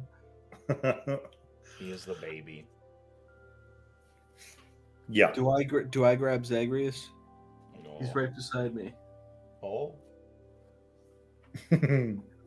Come here, Zag. He's like my brother in Christ. You know, this kitty right here will absolutely fall asleep in my arms. Oh, Zag That's special. does not want to be touched right now. Never mind. We saved this baby, and he's the best baby. So, Yeah, no, I assume mine is much more short and impersonal than Pixie's is. With no, he's just he talks to you. What? So what happened? I've been watching, but I wasn't really paying attention. Yeah, we, you know the Patriarch of House Wands? Right. Yeah, that was Synthras, the leader of all of these motherfuckers. So he sucked us all down here with the shard from the Staff of Agyran. Right.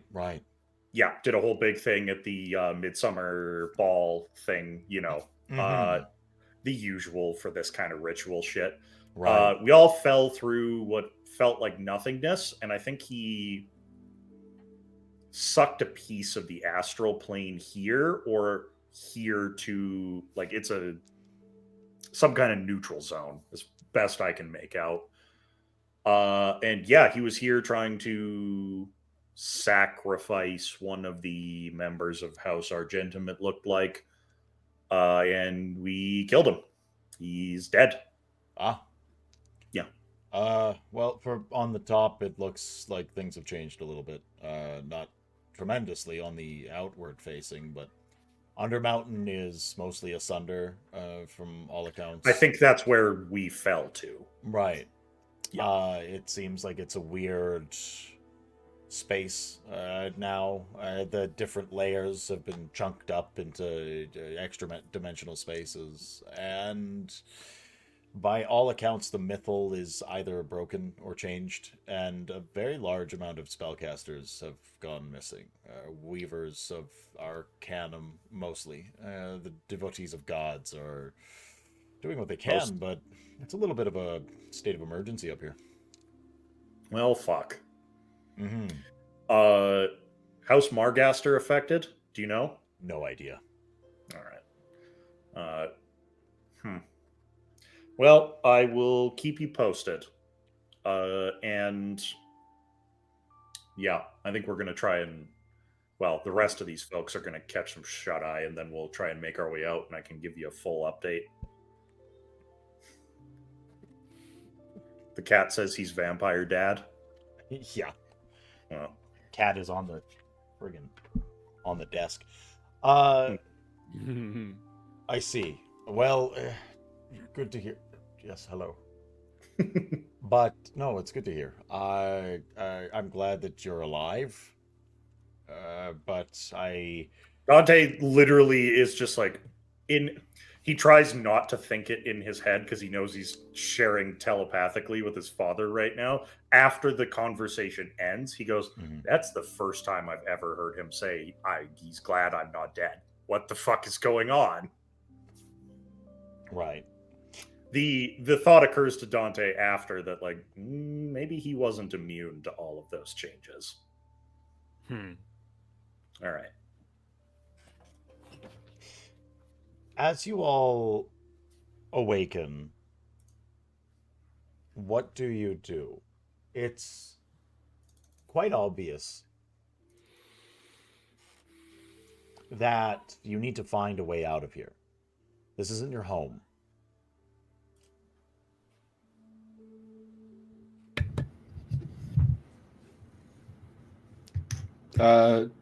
So I'm making the assumption that me calling out to my You mom received did nothing. Yeah, you received nothing back. But you also distinctly remember her saying that it does take quite a bit for them to manifest, and that it isn't something that can really ask for.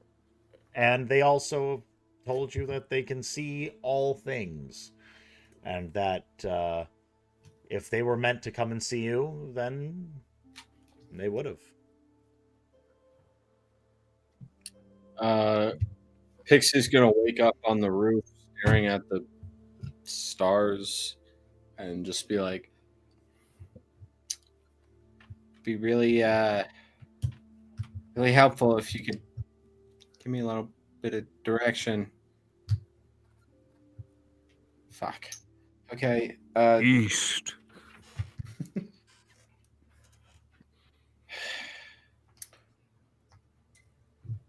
Miss you. And then she's just gonna climb downstairs.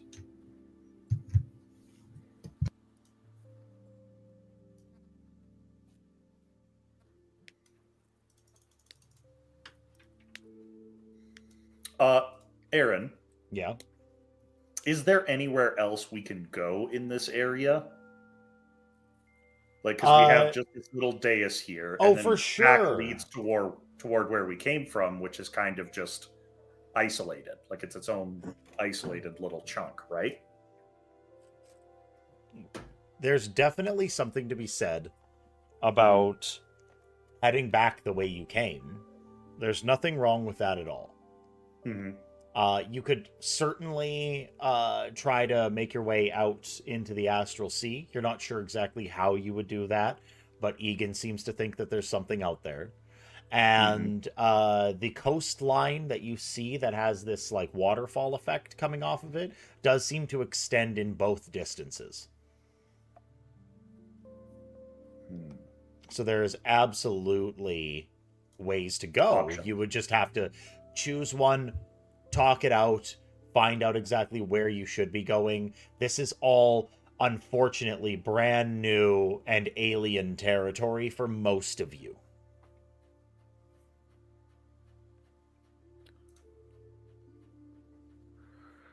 Yeah, I think we should. I think we should let instincts take the lead here. Egan, where are we going? That way. Which way are you pointing? Point roughly in the direction that I was feeling the call. God, which direction is that? You feel, well, you see, Egan points out into the, like directly out into the astral sea. It isn't a very specific, like pointing at a certain star or a point of interest. It is It is out into out into mostly directly opposed to where the tower sits. Bye, kitty.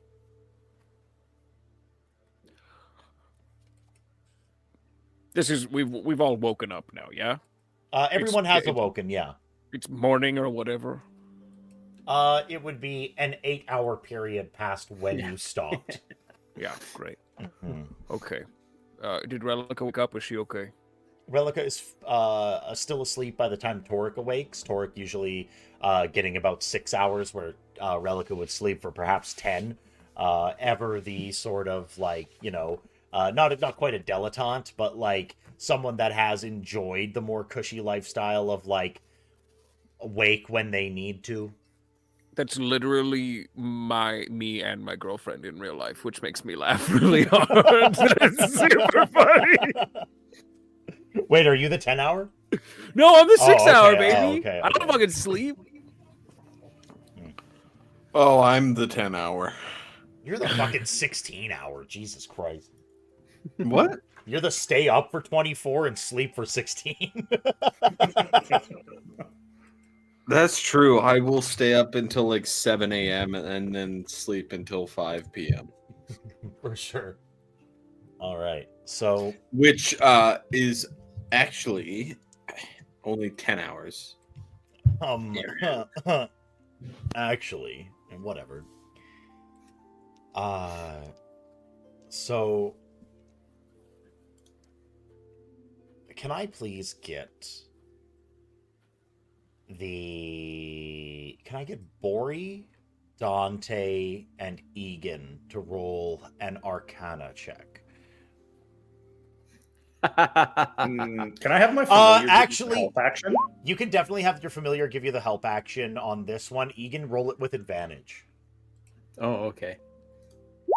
I don't know if that'll make a difference, but... I'm gonna give myself guidance just so I can be cool. Oh, there we go. Heck yeah. No.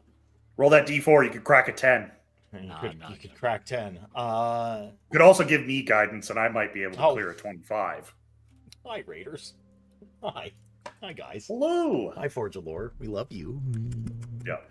Going. If you would give guidance to yourself, absolutely. But I could clear a 25 here, potentially. I don't want to overplay guidance because I don't want to get yelled at. You can use guidance. It's part of your fucking... I was gonna say class. this is. I was gonna say this definitely feels like an out of character insight here. Aaron's trying to move the plot forward. No, Exactly. It's fine. That's for sure, why I'm not gonna bother slowing it down with guidance. But this has already taken up like way too much time. No. And We can backfired we'll on me now. We'll set a precedent just basically by saying that guidance as like a rule is like the druid bard cleric privilege. Like guidance, like having the reason why it's a cantrip is to sort of like give that obvious guiding hand that is like having someone like that in the party. Giving out guidance like it's candy is a privilege that is afforded to those that are like in tune with nature, the divine, and like the flow of song and joy and mystery. Like that's what it is. There is no giving bonuses on skill checks. Good.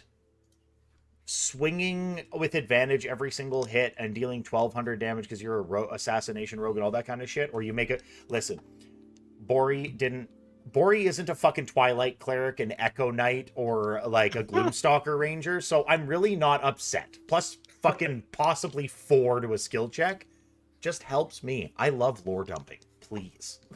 That's what I was trying to get at. Yeah. Please. So. Anyway, big shout out to Forge of Lore. We fucking love those guys. They're just the best. Fucking thanks for coming in. I love you, Steve. Dante and Egan. We'll get to what Egan learns because it's going to be a little bit different. Egan's Arcana wasn't quite in the same vein as what Dante's about to reveal, but Egan, you start getting more in touch with the magics that are flowing through you in order to sort of really focus in on a direction.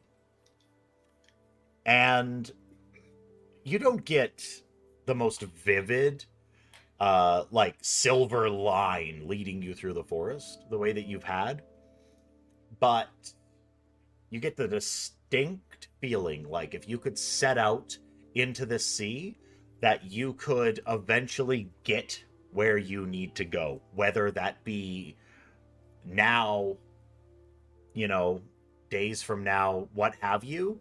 You feel a pull akin to a compass. Dante, you understand that the astral sea is the astral sea. Mhm. There's really only a couple of things that can like flow through here, and those are like spelljammer ships. Those are like ships that have been crafted and have a seat that is used to power that ship in order to push through the phlogiston and have a source of propulsion. So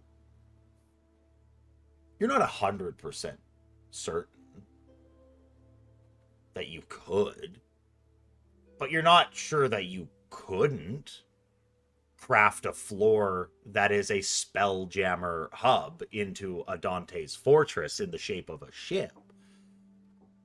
But you're pretty sure you could. All right. I make it out of the bridged material, that sort of glowing green. Yeah. If that's the way I'm doing it. And then do I get to pick what it looks like, or do I have to make it sort of around the function? It's not called dumb, stupid, static tower. It's called Dante's Tower. All right. So the basin. Okay, hold on. Here's what we're gonna do. So like the bottom of like a ship is gonna be made out of the mossy stone. The sails are that glowing green shit. Gotcha. Dante, I'm fully like pulling stuff. You guys hear Dante like muttering to himself. He's like, okay, I've only read about this. I think this has to go here. And he's like, he's got like a ritual circle, and like just coming up out of it is this like stone ship basin that's like moss covered and like Gothic sort of like architecture. There's some like the at the prow of the ship, where normally it would have like a mermaid or something like that, there's like a stone skull in the shape of Dante's arcane focus. It's not just Dante. No, it's not just Dante. It's not just Dante. No, I got to be extra and make it my arcane focus. Come on. Right. Yeah, of course. Dante's face is in the wheel that you steer with, right in the middle. So it just goes around and around.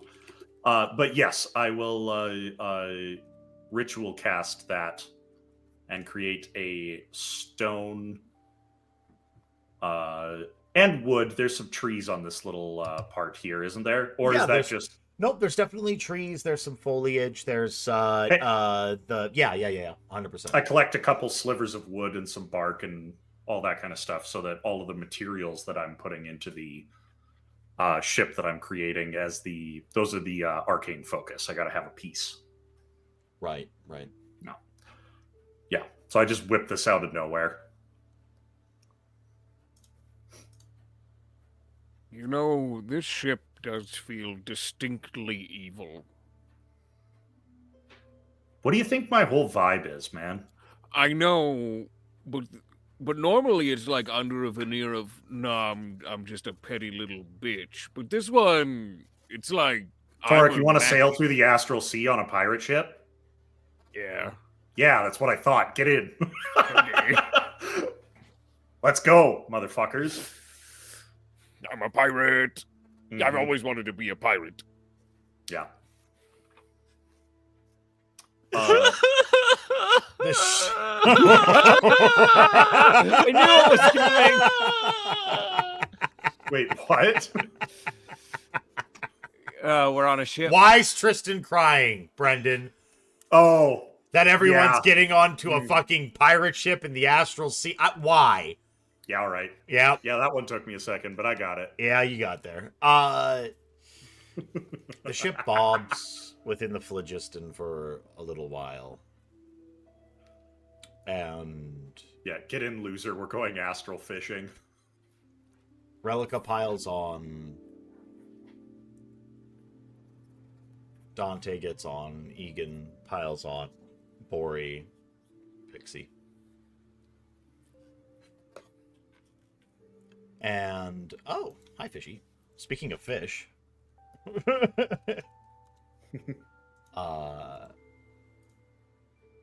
You all get onto the ship, and it's comfortable, but you see that there is a seat that sits at the center of the captain's quarters. That is obviously the spell jamming module. That would be what you use to pilot the ship, to power it. Someone's going to have to sit on this to get you through this big ocean of stars and space.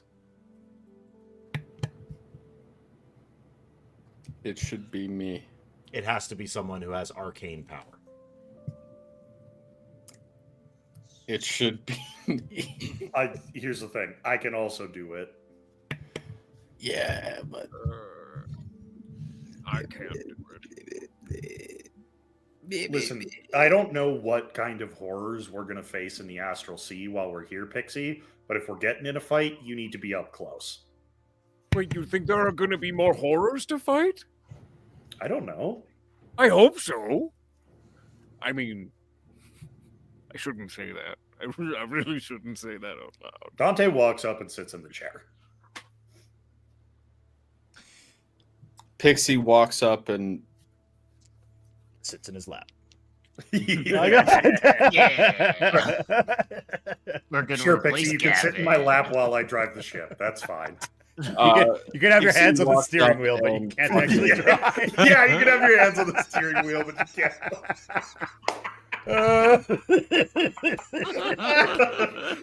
Oh, fuck. Sorry. Oh, that's so on brand for Dante, though. Oh, my God. No, like, as Dante sits in the captain's chair, basically, it's not even the captain's chair. Someone actually needs to pilot the ship. The Spelljammer powers the ship.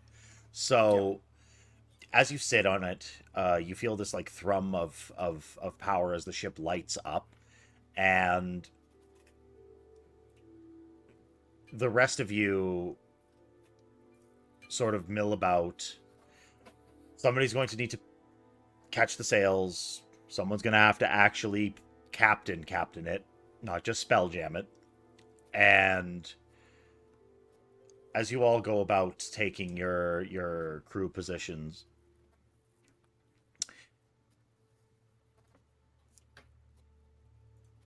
the ship sets off.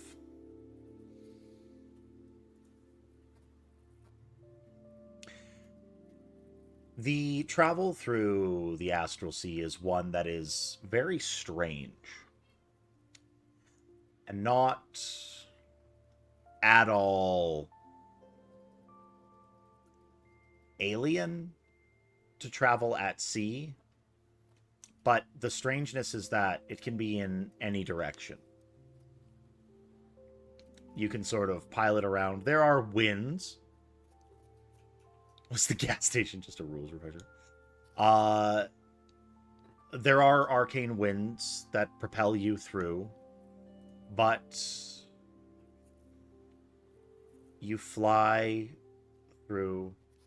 Egan, can I get a survival from you, please? Can I give the help action? It's No, much you are better spell than, jamming.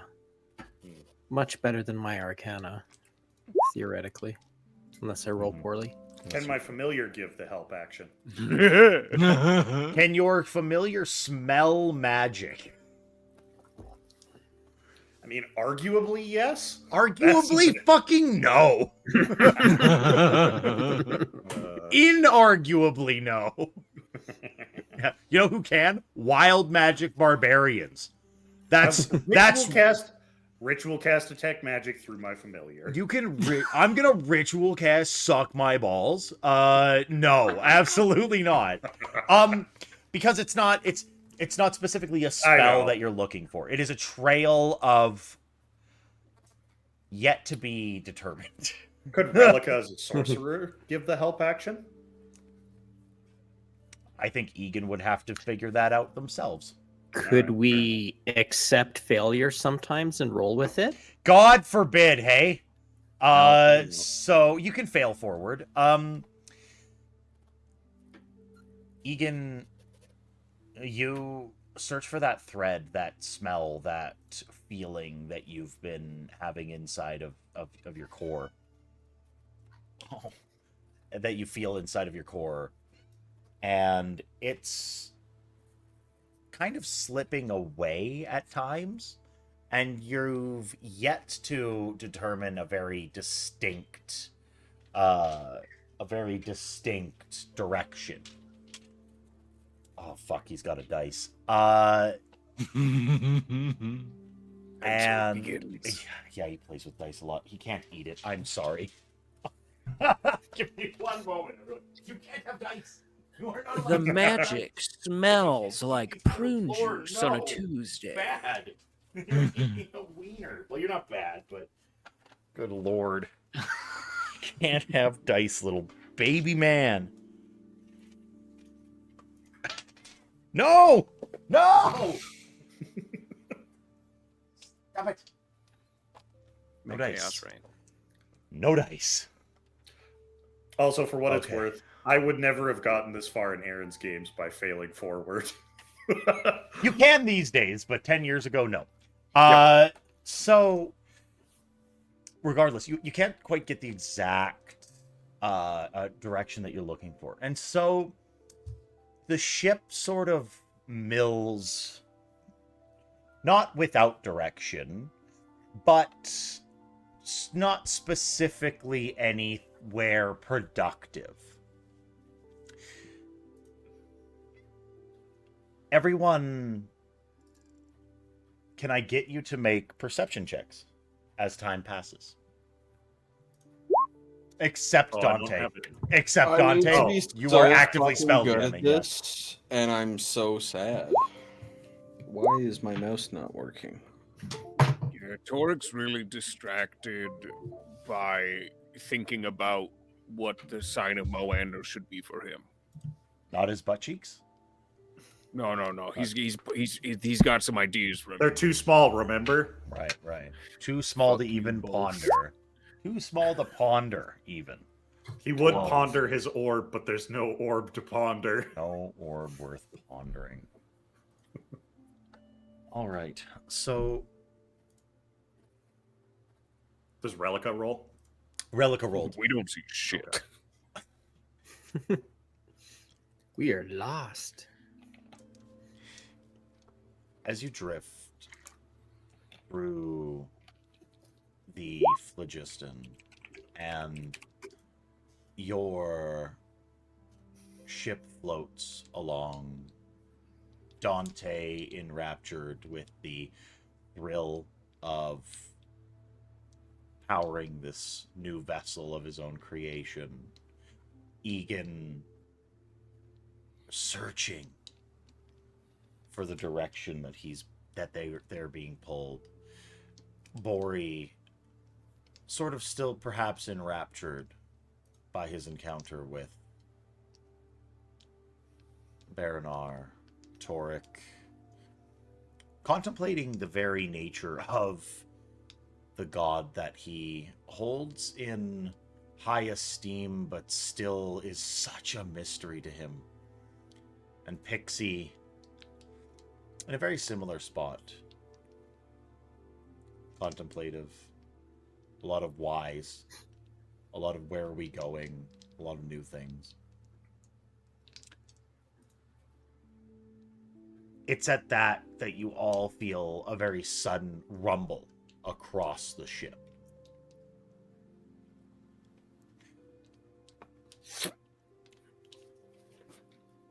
A group of tentacles wrap around the ship's entirety in a great crash, suddenly materializing. The deck of the ship is scraped, and then everyone is 100% at attention, and that will be initiative for next time. Oh, hells yeah. Wait, are we rolling next time? You can roll next time. Yeah, Okay. don't worry But about like, it. I'm rolling this time But as I a already test. rolled, and it was 17. Okay. Hey, I'm that's gonna what get you a get. 16 next time. Yeah, you'll get a 16 next time. Sure you will. Next time on Dragon Ball Z. So, thanks for coming, everybody. This was super fun. I had a blast. Thanks, Forge Allure, for rating us. Thanks for everybody that came out. I felt like tonight was like a really good return to form. I felt fucking really good. This was a lot more role play heavy than it's been in a minute, and I think a lot got done. Everybody had big moments, and there was some breakthroughs. Yeah, I had a grand time telling stories with y'all. Torek and Relica still the slowest burn of your life. Yeah, absolutely. Is it that slow? Is it? I feel like it's kind of, it's heated up. So slow. What the fuck are you guys talking about? You guys are like holding hands now, so I mean, Yeah, that's who gone knows so where it's far. gonna go from I here. watched over her while she slept. If that's The most not, And then you hot, I handed don't her know. off to her Is cousin. hold hands. I gave her to her cousin so that I could take my cool oath.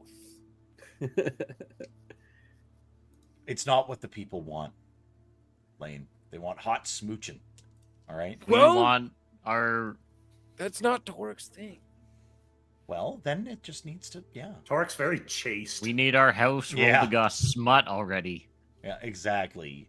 Yeah. There's not quite enough fucking going on for Dante to write about and put in the role. Oh my god, I swear to Smut god, there's gonna be like a Chronicles. fucking smut book in the boat, just like, cause fuck me, why wouldn't there be? It's true. Yeah. Absolutely. Absolutely. No, you're right. You're 100% right.